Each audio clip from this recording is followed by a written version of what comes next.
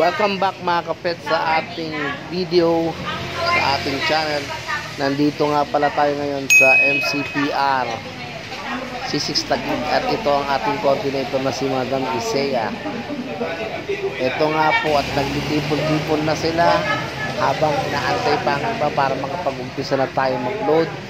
Nandito tayo ngayon sa C6 Taguig o malapit tayo sa Bay Breeze.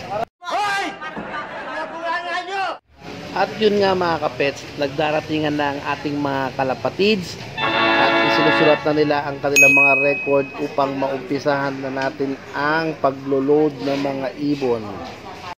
Oh my God! Wow! Bali sa Balatan, Camarines Sur nga pala pakakawalan ng ating mga ibon at umaasa tayo na isa tayo sa magiging maswerteng makapagpapauwi dahil nag-iisa lang ang ating panglaban.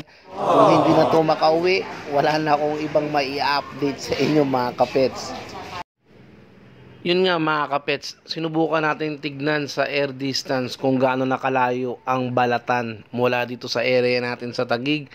At ito, ang distance niya ay 268 kilometers.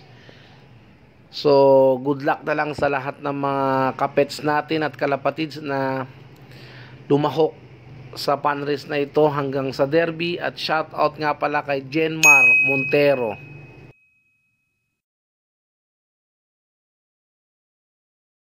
So yun nga mga kapets, huwag niyong kalimutang i-subscribe ang ating channel para lagi kayong updated sa ating mga bagong video. Maraming salamat sa inyo mga kapets.